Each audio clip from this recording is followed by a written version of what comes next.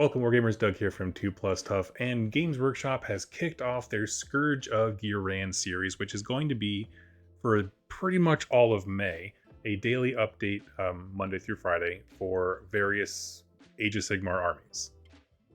They're doing the GHB a little different this year. Rather than like blanket rules, it seems like they're kind of doing individual army buffs to try and look at each army individually and add a little bit of new dimension to it, or try to kind of buff up some of the weaker units or give them more play, new synergy ideas, stuff like that. Now, GW was kind enough to let me hop on a call where they talked about this.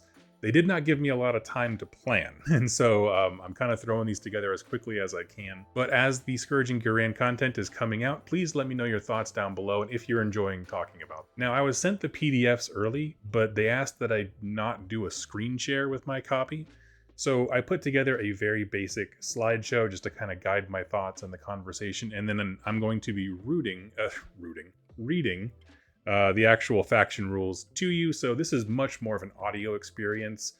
The slideshow is just to kind of coordinate myself. That said, I'm excited for what GW is trying to do here. Let's hop over to the slideshow and get through it. Now, a few things up top here that I'm going to put into every one of these videos.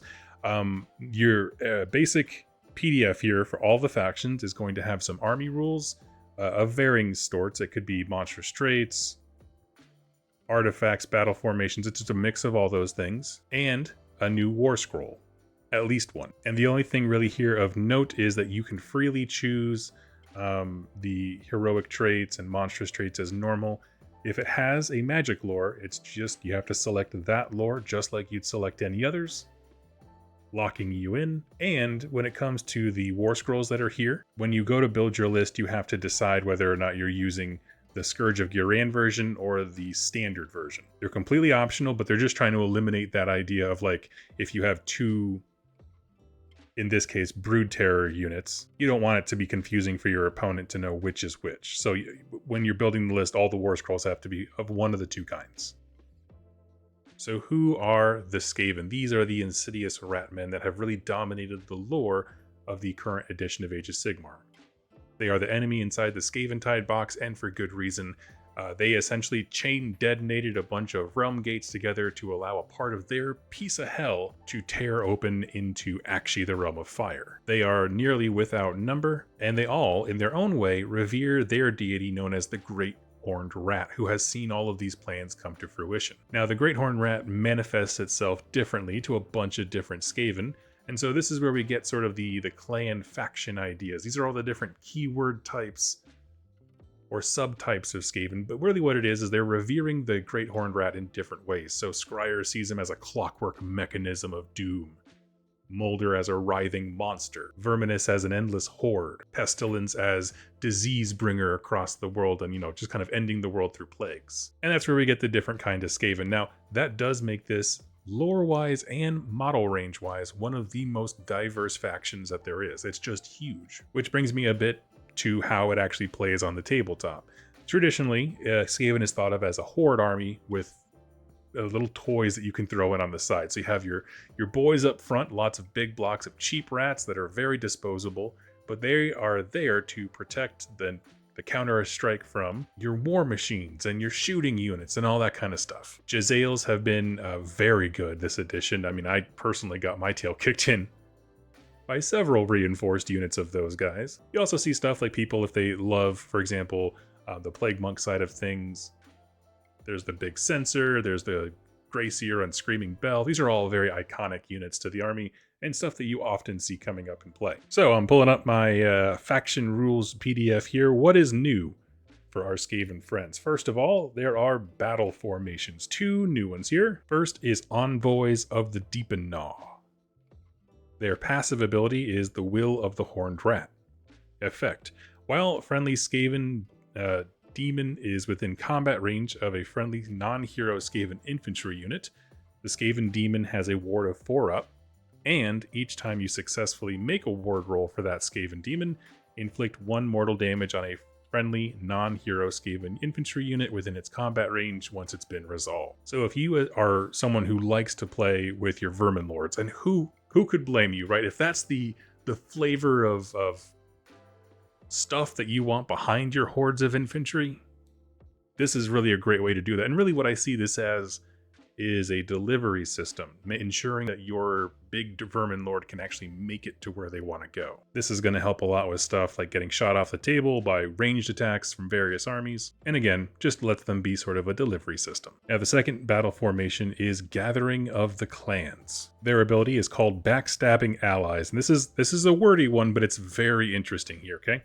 Once per turn, army-wide, and it's when you declare the redeploy command for a friendly Skaven unit. So you use redeploy and then pick up to 2 other friendly Skaven units that are not in combat and are wholly within 13 inches of the unit using the redeploy command to be the targets. Each target must have at least one of the following keywords: Verminous, Scryer, Molder, Pestilence, or Ession. After the redeploy command has been resolved, each of the targets, meaning those 2 units, can immediately use redeploy command in any order of your choice without any command points being spent. Now, I am a simple man, right? I look at this rule and I can immediately identify that a highly skilled player is going to know what to do with that and do terribly good things with it. Because this game is so much about movement, and the ability to have units do redeploys, 3 of them do a redeploy, is really great. And remember, redeploys, you can move in any direction. It's not a retreat. And so whether that has to do with positioning models or getting onto objectives, any of that stuff, it just has a million uses, but they wouldn't come to my brain first. However, like I said, I know that a really crafty player is going to make good use of that. Now below that are a series of heroic traits. These are Ruinous Realm Gnawer traits, hero only, which is good because that means that any of your non-named Skaven heroes, no matter what clan they're in, can take these. The first one here is Devious Underling. This happens in the deployment phase. Declare, pick a friendly Skaven hero on the battlefield with a health characteristic that equals or exceeds this unit's health characteristic to be the target. For the rest of the battle, while the target has not been slain, friendly Skaven infantry units have a ward of a 6-up while they're wholly within 13 inches of this unit, and once the target has been slain, add 2 to charge rolls for friendly Skaven infantry units while they're wholly within 13 inches of this unit. So it's a little bit wordy, a little bit long, but what it's essentially trying to do is allow you to tell the story of your second in command seizing a moment where their boss is down for the count. You would put this on a lesser hero, choose your big beefcake hero, whoever has the most wounds and or is going to get themselves killed first. Put it on that guy. That's the boss you're trying to usurp. This hero gives everyone around him a ward of a 6-up, which is a fair ability to have, for sure. And then when their opponent dies, the boss man that they're trying to usurp dies, that's their moment to seize the initiative and seize the clan, really. And now everybody has like a +2 to charge to kind of show that he's now pushing the initiative. So again, it's a lot of interesting wording, but the end result is you can play your own little mini narrative of, Starscream trying to take out Megatron. The next one here, it happens in the hero phase, and it's called Flesh Meddler. Declare, pick a friendly Molder unit wholly within 13 inches of this unit to be the target. The effect, pick one of the target's melee weapons, add 1 to the rend characteristic of that weapon for the rest of the turn. This is a really simple buff. I do like it, and one of the cool things is it doesn't require the hero to be Molder. So if you're taking a Molder army and you have all these other heroes you want them to do, and you just have an extra, ability laying around, put it on a lesser hero. All of a sudden, they're contributing in a way that's actually meaningful. Or throw it on, I don't know, your Verminous Lord, who's going to be up there in the front lines with, say, the Hell Pit Abomination. Something like that. And the last one here is Pit Tinkerer. Effect, you can re-roll the random characteristic roll for the movement characteristic of friendly Scryer war machines while they're wholly within 13 inches of this unit. In addition, each time a friendly Scryer war machine wholly within 18 of these inches of this unit uses the Rolling Doom or Whirling Doom ability, add 1 to the amount of mortal damage inflicted, if any. Now this is an interesting one. Really, it's made for your Doom Wheels and the little tiny mini Doom Wheels with the murder balls, and it lets you re-roll the random stat when you go to move, which is super helpful. It does make them much more consistent, but depending on what kind of hero who's going to be using that, they're going to get out of range here pretty quickly. And also the range to use that reroll characteristic is 13 inches, but the range on, getting hurt more from using basic abilities is 18 inches. So you could be in a position where you take additional mortal wounds from using an ability that you're not benefiting from because you're in that 13 to 18 inch gap. It's just something to think about, but it is very cool. I love the fact that they're trying to, throw a bone to these very, very out there units that I love from Skaven and want to see more of. And of course, here at the end, they are also given war scrolls. Now, as I said at the top of the video,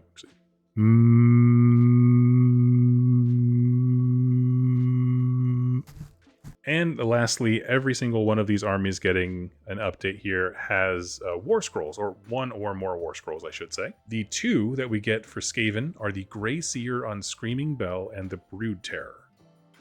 Now, one note here, if you are going to run multiples of these units, they have to all be either the Scourge of Ghyran version or the Battle Tome version. Essentially, if you wanted to say have two Brood Terrors, you can't have one Brood Terror that's from Scourge of Ghyran rules and one Brood Terror that's from the actual Skaven book. So let's talk about the first one here, the Grey Seer Unscreaming Bell. First up, they have a move of 6 inches as a 5-up ward, 4-up save, 5 control, and 15 health. I'm just kind of going around the wheel there.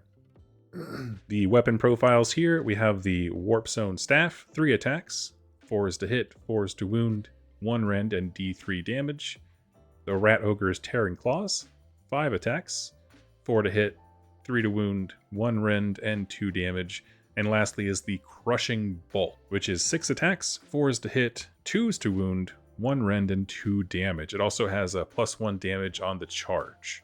This is just the inertia of the actual cart ramming into things. Its battle damage state is, while it has 10 or more wounds, the Crushing Bolt goes from 6 attacks to 4. And then we start moving into the abilities that have radically changed. I mean, for a lot of these, the weapon profiles may be tinkered with, but they're not radically different. The abilities, however, is where it gets interesting. Passive ability, the Bell Tolls. If the current battle round number is odd, add 2 inches to the move characteristic of friendly Skaven units while they're wholly within 13 inches of this unit.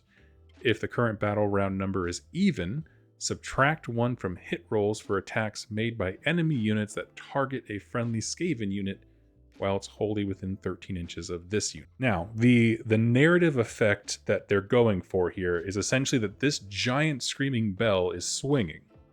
So when it swings forward, it hits one kind of crazy beat, and that is the +2 inch move. And as it swings back the other way and it hits the other side, it has a different effect. And so the thematic idea is that every time the bell tolls is the round, essentially. I'm into this kind of stuff. I like the idea of certainly a big centerpiece like the Screaming Bell.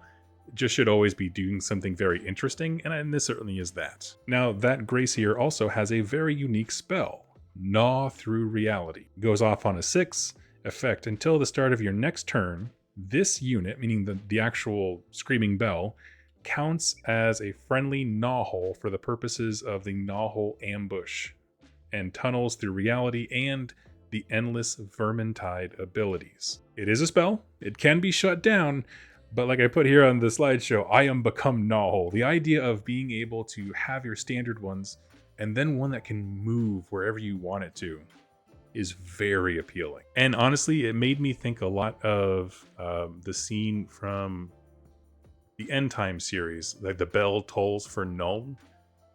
In that, the whole section of the city basically collapses downwards, and riding a rubble ramp is the Screaming Bell. And now we have the added effects narratively, of course, of it ringing as it goes back and forth.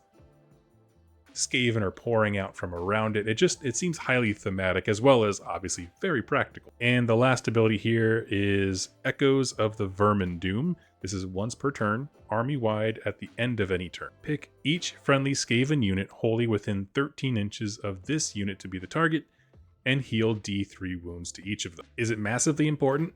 No, not really, but depending on the kind of units you have, it can definitely either top something off, if it's hanging back with shooting, or if you do have a bodyguard of rat ogres or something like that, it is super beneficial to them. Also, it means if you bring a unit through the gnaw hole and they get chewed up a little bit, there's an opportunity for some healing as possibly you go into your turn, right? Because it's at the end of any turn. So I find that kind of compelling. All in all, this iteration of the Grey Seer Unscreaming Bell, I like it just for what it's trying to go for. That there is this central point It is chaos, it is confusion, and there's just rats pouring out of everywhere. And our second war scroll here is the Brood Terror. He has a 6-inch move, a 5-up save with a 5-up ward, 5 control stat, which is always good, and 12 health. For his ranged weapons, he's got the Warp Flame Scourger. It's anti-infantry plus 1 rend, and crit auto wound. Has 15 inches of range, 2d6 attacks, 4s to hit, 2s to wound, 1 rend, and d3 damage. So it's a pretty good little gun. A little bit random on the number of attacks, but if you're starting to land some, it'll be good. And his melee weapons, he has the Chain Flail, which is crit mortal wounds. It has 5 attacks, 4s to hit, 2s to wound, 2 rend, and 3 damage. And then there's the Loosely Attached Bladed Limbs. 5 attacks, 4s to hit, 4s to wound, 1 rend, and 2 damage. So on the surface, not a terribly dissimilar unit in terms of he just is a big beefcake who wants to run up and be near an objective because he has a great control stick. But let's get to the abilities. Lend a Claw. Once per turn, army-wide, in any combat phase. Pick up to 4 other friendly, non-scryer molder units wholly within 12 inches of this unit to be the target. So that's going to be your monster menagerie there. The effect. Subtract 1 from the attack's characteristic of this unit's loosely attached bladed limbs for the rest of the phase for each target picked. Add 1 to the hit rolls for the target's attacks for the rest of the phase. So what this is thematically, I should add, this is a rampage for this guy. So that'll matter quite a bit, but a good rampage indeed. Essentially what we were told that this is trying to represent is the Brood Horror is ripping off vestigial arms from himself and basically plugging them into, for example, rat ogres nearby. And then that bladed limb is now working with the rat ogre and it makes them better, which is as awesome as it is disgusting. And I just really love the idea of adding +1 attacks characteristic to a bunch of molder units because, by golly, they're great. But generally, I think they hit on 4s if I'm not mistaken. So just getting that +1 built in, and that way if there is a debuff on you, you can all-out attack to try and overcome it. It's great utility there. And then his other ability is pretty standard. Regenerating Terror, heal D6 to this unit at the end of any turn. Now, regarding their actual unit entries, the Grey Seer Unscreaming Bell comes in at 310 points. He can have 0 to 1 of Skaven Overclaw, and then any Skaven unit with him. So this really is your classic utility Skaven Grey Seer, pretty much do whatever you like kind of list. Or unit, rather. And then the other one is the Brood Terror, comes in at 240 points. No real changes to who can take him. But yeah, those are going to be your Skaven units. I would love to hear your thoughts about them. Let's continue our chat here. As far as takeaways go, as I was kind of stepping back and thinking about this faction, it occurs to me that they are just very difficult to address simply because of how many options are available to them. And they go in different directions. Some lead towards shooting, some towards mortal wound output, others just towards numbers. And to that end, I like the fact that what they added here essentially just injects drama into your side of the list without having to tweak it too much, right? The second in command thing is a lot of fun. The Grey Seer being a gnaw-hole point is a lot of fun. It's just different ways of you're using the same list and the same units, but it's just kind of a fresh look at them. I like that. I can't say enough. As I was reading this, like I said before, I really was having flashes to End Times Thankful is what it was, when Nuln falls and the Skaven just absolutely wreck that city. This seems like it's just straight out of that thematically. As for the Brood Terror, I would love to hear your thoughts. So I've never seen him on the table, I'll say that. I find most people think he dies too easily and doesn't have much of a purpose. Now, he still is a beefcake a little bit. A 5-up save and a 5-up ward is good, but he's not going to go toe-to-toe with Kragnos or anything. He still has that great control stat, so he is useful, and maybe now he can see a little bit of play in kind of armies that are not necessarily Molder armies, but ones that have rat ogres and stuff like that. I guess I think he can kind of push himself into the value category just by being in addition to those units as well. Now he's not just a control 5 stat with a good, melee profile. Now he's doing that and magnifying or force multiplying your other Molder units. Overall, I give this one a thumbs up. I know a few that are coming. I haven't seen them all. But I will be honest with you, I love anything that adds battle formations just because I think that it injects new ways to play into your army. And to me, at the end of the day, that's what all supplements should be doing, right? That makes me think about lists that are just pure vermin lords as much as I can, and I think about lists that use as many of the crazy war machines as some of these things let you do, with like the buffs to the doom wheel from that one ability. I don't know, there's just a lot of cool things going on. I think bringing the focus to the Grey Seer on Screaming Bell, because no matter how many vermin lords they make or alternate sculpts or whatever, that is Skavendom, right? That's the iconic kind of look. And I also appreciate them trying to address the Brood Terror, because like I said, I never saw it. I hope to see someone trying it now. But friends, those are my thoughts, and again, I'm just presenting it to you, so it's a discussion point. I'd love to hear what you think about these two war scrolls. Do you have a favorite amongst the battle formations and heroic traits? For me, Will of the Horned Rat, because if I had Vermin Lords, I would want them to be the stars. And then as far as the heroic traits, Devious Underling is my favorite, just because of, again, that storytelling aspect of your second in command trying to usurp control, and you have very tangible rules to be able to display that. I think it's really entertaining. And of course, between the two war scrolls, I think the Grey Seer on Screaming Bell is absolutely crushing it. But I would love to hear your thoughts, specifically if you're a Skaven player. Are you interested in these options? Do they do anything for you? Leave it in the comments down below, and we will chat again real soon. Happy wargaming, friends.